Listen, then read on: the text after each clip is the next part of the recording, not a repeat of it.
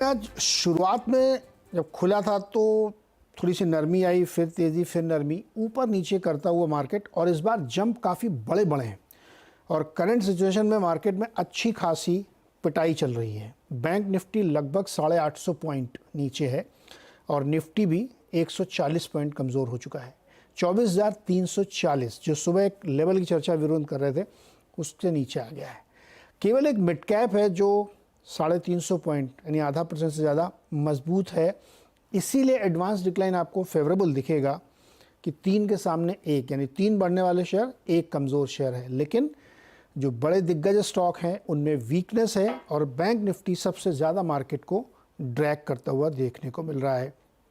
कई सारे स्टॉक हैं जहाँ पे अच्छा खासा प्रेशर देखने को मिल रहा है, जिसमें बंधन bank, Godrej consumer, Torrent pharma, emphasis जैसे शेयर्स टॉप लूज़र की श्रेणी में आते हैं। लेकिन आईसीआईसीआई पूरे सामने हेडलाइन बताया, नतीजों के बाद काफ़ी अच्छा प्रदर्शन कर रहा है। एमसीएक्स में आज 5.5% की तेज़ी है। होपफुली कि गोल्ड में काफ़ी ट्रेडिंग बढ़ गई होगी तो शायद उसका फ़ायदा देखने को मिला। यूनाइटेड स्पिरिट्स के नतीजों के बाद 4.5-5% की मजबूती है। सरकारी बैंकों में, सरकारी कंपनियों में, पीएसयूज़ में आज थोड़ी थोड़ी हरकत देखने को मिल रही है। एमएमटीसी जैसे शेयर में 20% का अपर सर्किट लगा हुआ है। एपेक्स फ्रोजन फूड, आपको ध्यान होगा कल एक बजट में खबर भी आई थी श्रिम्प और सब के लिए, तो इस स्टॉक में भी अपर सर्किट यहाँ पे लगा हुआ है। एसटीसी में भी 20% के आसपास की तेज़ी। थायरोकेयर के नतीजे काफ़ी बढ़िया है, स्टॉक 16-17% ऊपर इस समय देखने को मिल रहा है।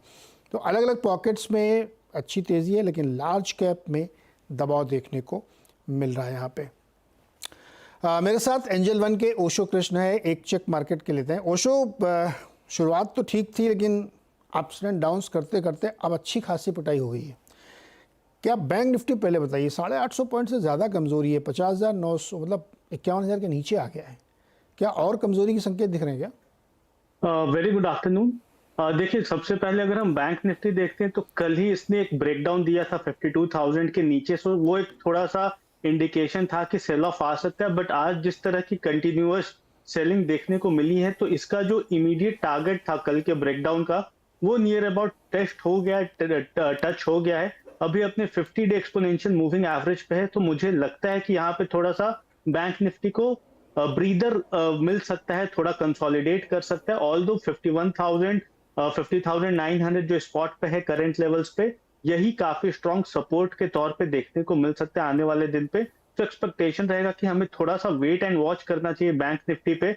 अगर इस लेवल पे सस्टेन करता है अगले 1 से 2 दिन और, तो यहाँ से थोड़ा सा पुल बैक हमें देखने को मिल सकता है, बिकॉज कंपैरेटिवली बैंक निफ्टी में काफी ज्यादा कमजोरी देखने को मिल रही है and public and private sector banks भी काफी ज्यादा कमजोर अभी दिख रहे हैं।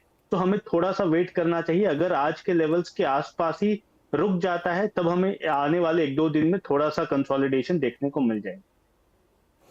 ओके, तो 50,900 झूल रहा वहाँ पे ओशो भाई, तोड़ दिया रादर वो 2-4 पॉइंट नीचे। खैर इस पर देखेंगे, उतार चढ़ा रहा। तो ये एक तस्वीर बनती हुई दिख रही है। निफ्टी में क्या लेवल देख रहे हैं आप? 24,333 पे चल रहा है इस समय। निफ्टी में देखिए, सबसे पहले तो निफ्टी का जो ट्रेंड था वो अब बिल्कुल ब्रेकडाउन होते हुए नजर आ रहा है। अब निफ्टी में यहाँ से थोड़ा सा सेल ऑफ ही देखने को मिल सकता है, कंसोलिडेशन से नेगेटिव ट्रेंड में ट्रेड कर सकता है। बट नीचे अगर हम देखें तो सपोर्ट काफी पास में है। पहला सपोर्ट है 24,200-250 का, तो ये एक ब्रीदर के काम पे के तौर पे देखा जा सकता है। 21 डे एक्सपोनेंशियल मूविंग एवरेज का सपोर्ट है नियर अबाउट 240-250 ऑड लेवल्स के पास स्पॉट पर। तो मेरा अनुमान है कि इस जोन पे निफ्टी को थोड़ा सा ब्रीदर देखने को मिल जाएगा। अभी अंडरटोन काफी बेयरिश है, बिकॉज हमने पिछले हफ्ते से ही एक बेयरिश सेंटिमेंट बनते हुए दिखाई दिए थे।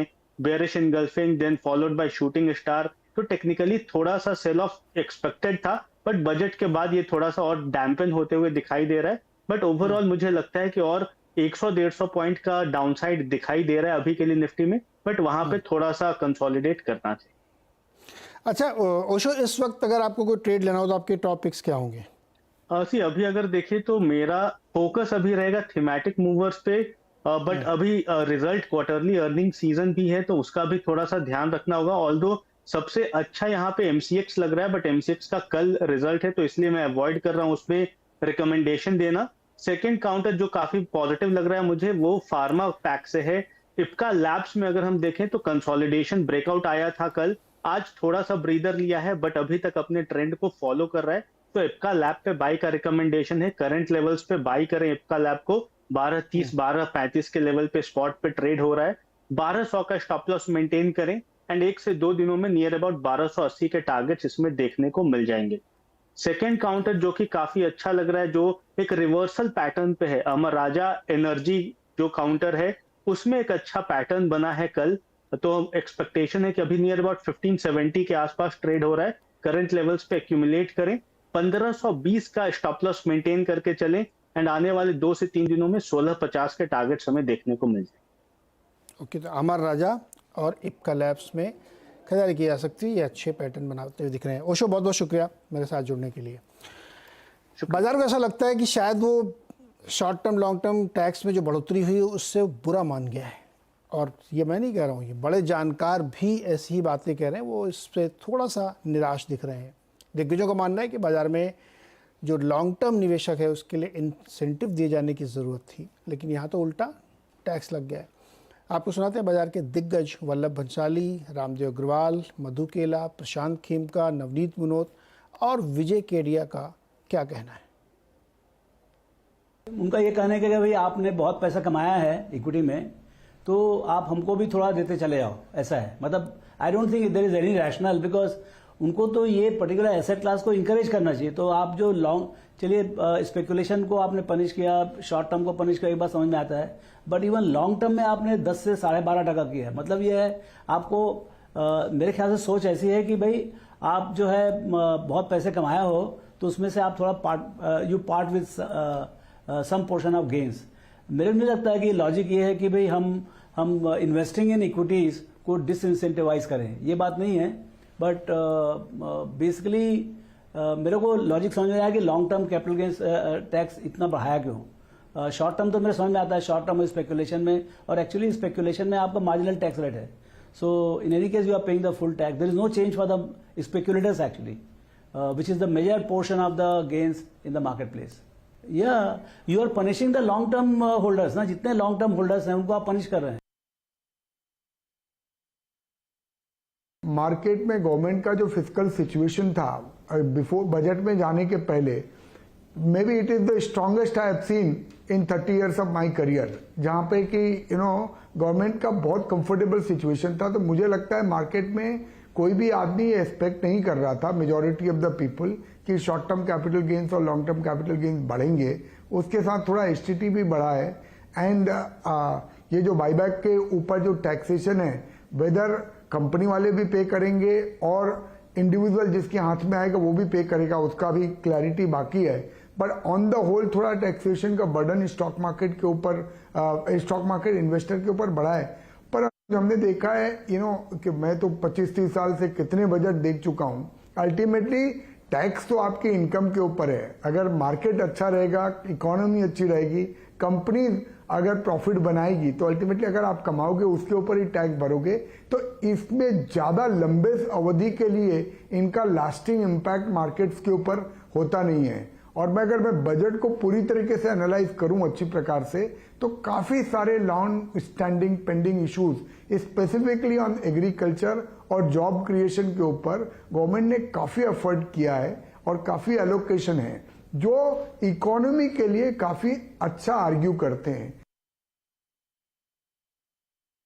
कई बार ये तथ्य, ये दलील कई बार सुने, ये जो आर्ग्यूमेंट है कई बार सुबह से सुना है कि मुनाफा है तो ही तो टैक्स है।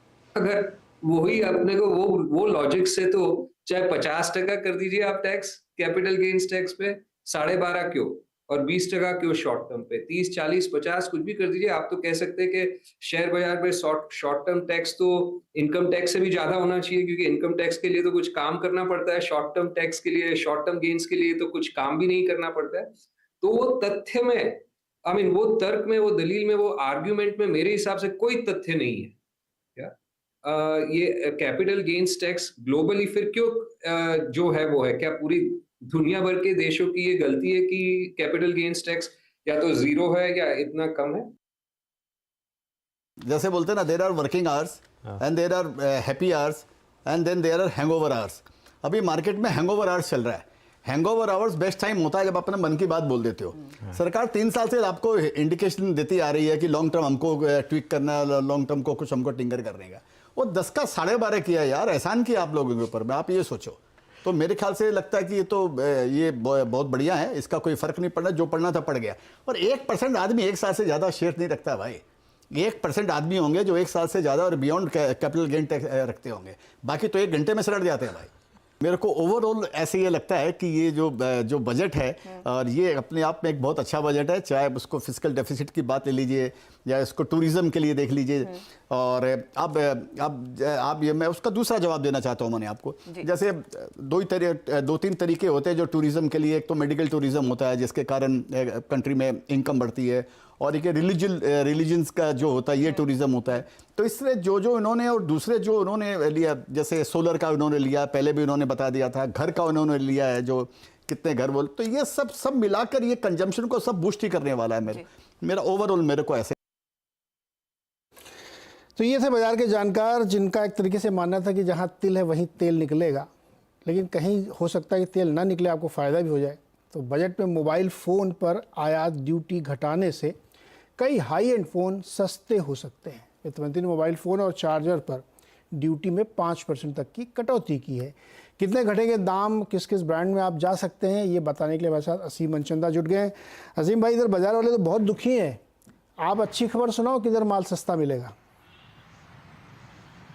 जी सही कहा आपने। अगर आप हाई फोन के शौकीन है, तो हाई एंड फ़ोन के शौकीन है, तो एक खबर आपके लिए ही है। हाई एंड फ़ोन जैसे कि Google pixel, iPhone pro max, iPhone pro और आईफोन प्रो मैक्स, और उसके साथ साथ सैमसंग गैलेक्सी, ये फ़ोन आपके लिए सस्ते होने वाले हैं। 7,000 से लेकर के 15,000 रुपये तक इनकी कीमतों में कटौती हो सकती है। वित्त मंत्री ने कल ही बेसिक कस्टम ड्यूटी में कटौती की है, 20% से घटा करके ये ड्यूटी 15% की है, और ये 5% कटौती से ही ये आपको मोबाइल ये काफ़ी सस्ते होने को मिल जाएंगे। इसके साथ साथ जो मोबाइल चार्जर है उसमें भी कटौती की गई है। तो आने वाले दिनों में जैसे ये कंपनियां अपने ग्राहकों को ये कॉस्ट पास ऑन करेंगी, तो आपके लिए सारी चीजें सस्ती हो सकती है, ये हाई एंड फोन। बहुत बढ़िया। तो फ़ोन सस्ता होगा और आप इस तरह महंगे फ़ोन खरीद सकते हैं। और एक जानकारी दे दूं कि आईफोन का एक फोल्डेबल फ़ोन बन रहा है, लॉन्च होगा 2026 में, तो वो भी आप खरीद सकते हैं अगर तब तक ये ड्यूटी ऐसी ही कम रही तो, है ना असीम भाई? हाँ जी, सही कहा आपने। देखिए, अगर आपने अभी भी अक्सर लोगों का देखा होगा कि कोई विदेश जा रहा है तो आप उससे डिमांड करते हैं कि एक आईफोन हमारे लिए वहां से ले आना, क्योंकि आईफोन वहां पर काफी सस्ता पड़ता और ड्यूटी डिफरेंस काफी ज्यादा था। तो इसकी स्मगलिंग भी लगातार बढ़ रही थी, तो सरकार को उसकी भी चिंता थी। तो इसके लिए सरकार ने ड्यूटी डिफरेंस करने की दिशा में कदम उठाया, और 2026 तक ये ड्यूटी डिफरेंस और काफी कम हो जाएगा। करीबन अभी 15% के आसपास है। 99% जो फोन है वो भारत के अंदर ही बन रहे हैं, लेकिन 1% के आसपास जो हाई एंड फोन है हमको उनका याद करें। तो अगले 2 से 3 साल के अंदर सरकार का यही लक्ष्य है कि पूरी की पूरी मैन्युफैक्चरिंग भारत के अंदर शिफ्ट कर ली जाए। तो आगे भी आप इस ड्यूटी में कटौती होती हुई देख सकते हैं। बिल्कुल सही है सीएम, धन्यवाद। और ये एकदम सही बात है, दोस्तों का एहसान नहीं लेना पड़ेगा कि अमेरिका जा रहे हैं तो मेरे लिए सस्ता फ़ोन लो, इधर ही मिल जाएगा सस्ता, ड्यूटी कम हो गई है तो अब आप यहीं खरीदिए महंगे वाले फ़ोन। एक और सेक्टर है जहाँ सबको इंतजार होता है बजट में, रेलवे में क्या मिला, क्योंकि रेल एक ऐसा है जो हर एक की लाइफ को टच करता है, हिंदुस्तान की लाइफलाइन भी है। तो रेलवे में क्या क्या हुआ, बजट में क्या क्या खास था, ये बताने के लिए दीपाली नंदा हमारे साथ जुड़ गई। दीपाली जी, बताइए बजट में रेलवे को लेकर के क्या खास ऐलान किए गए जो हमारे आपकी ज़िंदगी में असर डालने वाले हैं?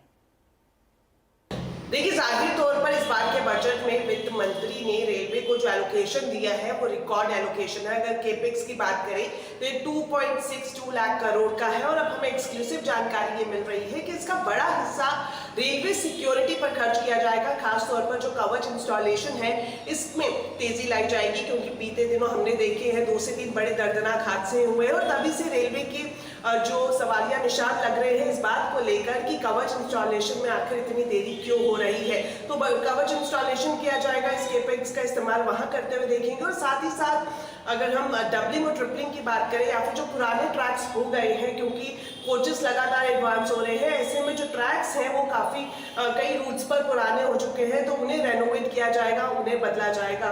इसके अलावा कोचेस की संख्या भी बढ़ाई जाएगी। सूत्र हमें ये भी बता रहे हैं कि अगले 2 से 3 महीने में 10,000 कोचेस बनाने का यहाँ पर ऐलान रेलवे की तरफ से किया जा सकता है और इसमें ज्यादातर नॉन एसी और जनरल कोचेस को शामिल किया जाएगा। साथ ही साथ यात्रियों के हिसाब से एक अच्छी खबर ये भी है कि जल्द ही रेल मंत्रालय की तरफ से स्लीपर वंदे भारत ट्रेन चलाने का भी ऐलान किया जा सकता है।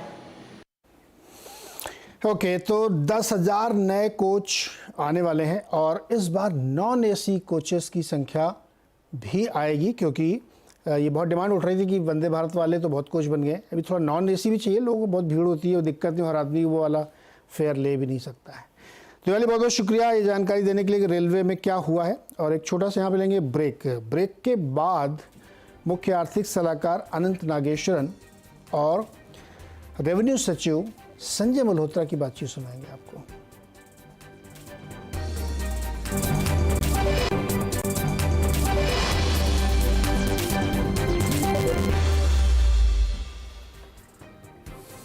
कल आए बजट में ग्रोथ पर फोकस किया गया है। बजट के बाद राजस्व सचिव संजय मल्होत्रा और मुख्य आर्थिक सलाहकार वी अनंत नागेश्वरन ने सीएनबीसी आवास के साथ एक्सक्लूसिव बातचीत में ये बात कही। उन्होंने कहा कि सब सैलरी टैक्स पेयर के लिए स्टैंडर्ड डिडक्शन बढ़ा दिया गया, वो 50 से बढ़ा के 75,000 रुपये हो गया है, तो यानी 25,000 का आपको फ़ायदा हुआ है। इससे देश में गजब की कंजम्पशन ग्रोथ बढ़ेगी, इसमें मदद मिलेगी। आइए सुनते हैं पूरी बातचीत। बजट की बारीकियों पर बातचीत करने के लिए हमारे साथ है मुख्य आर्थिक सलाहकार और साथ में रेवेन्यू सेक्रेटरी। लेकिन बजट में सबसे ज्यादा नजरें जिस बात पर टिकी रहती है वो होता है रेवेन्यू एस्पेक्ट जो बजट का होता है, कहाँ ड्यूटी लग रही है, कहाँ ड्यूटी घट रही है, कहाँ टैक्स बढ़ रहा है, कहाँ टैक्स घट रहा है। और उसमें भी खासतौर से नौकरी पेशा लोगों की उम्मीदें काफी ज्यादा रहती है। ये उम्मीदों पर कितना खरा उतरा बजट, इस पर सबसे पहले सवाल रेवेन्यू सेक्रेटरी सर आपसे पूछूंगा कि पहले से बहुत लोग ये एक्सपेक्ट कर रहे थे कि इनकम टैक्स में रिलीफ मिलेगा, अच्छा खासा रिलीफ देना चाहिए, नौकरी पेशा लोगों को बहुत दिन से कुछ नहीं मिला। तो जब आप बजट बना रहे थे तो किस तरह की उलझने थी, उसको सुलझाने में जो भी फैसला हुआ कितना कामयाब होता दिख रहा है? नहीं, आपने सबसे पहले कहा कि बहुत दिनों से लोग जो है ये उम्मीद कर रहे थे कि राहत मिलेगी। मैं ये आपको याद दिलाना चाहूंगा कि पिछले वर्ष ही हमने जो नई कर प्रणाली पर्सनल इनकम टैक्स की है उसमें बहुत रियायत दी थी। और जैसा कि आपको मालूम है कि और माननीय वित्त मंत्री ने बताया कि 68% लोग अब आज के दिन में जो हमारे पास में विवरणियां अभी तक टैक्स रिटर्न जो अभी तक आए हैं पिछले वर्ष के जो 31 जुलाई जो अंतिम तारीख है इंडिविजुअल्स के लिए, 68%, 4 करोड़ में से 68% ऑलरेडी नई टैक्स प्रणाली में आए हैं, क्योंकि बहुत सी रियायत जो है उसके अंदर में 37,500 रुपए तक की दी गई थी। तो ये हाल ही की बात है। बहरहाल इस वर्ष भी जैसे कि अपेक्षा की जा रही थी रियायत दी गई है। आपको मालूम है, आपके दर्शकों को इस बारे में मालूम है, एक तो स्टैंडर्ड डिडक्शन 25,000 रुपए से बढ़ाया गया है, उसी प्रकार से फैमिली पेंशनर्स के लिए भी 10,000 रुपए, 15,000 से 25,000 रुपए डिडक्शन बढ़ाया गया है।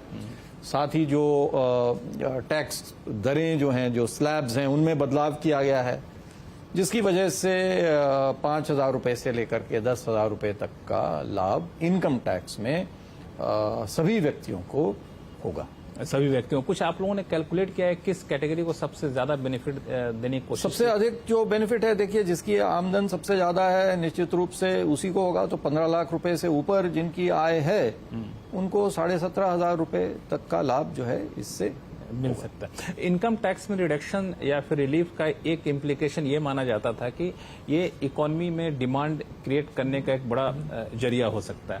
तो इस डिसीजन से आप कितना होपफुल है, क्योंकि इकोनॉमिक चिंता आपको बहुत रहती है? No, absolutely. I think I'm very hopeful that the measures announced in the budget today will indeed boost demand growth, because when we incentivize the employers to create additional jobs through multiple schemes and interventions, naturally employment creation means income generation. Income generation means consumption growth. Apart from the direct benefits announced in the Part B of the budget speech dealing with the different tax slabs and standard deductions, etc.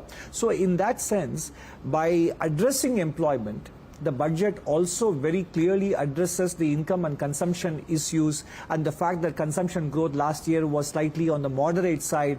This year, on the back of these measures, we should see an improvement in consumption.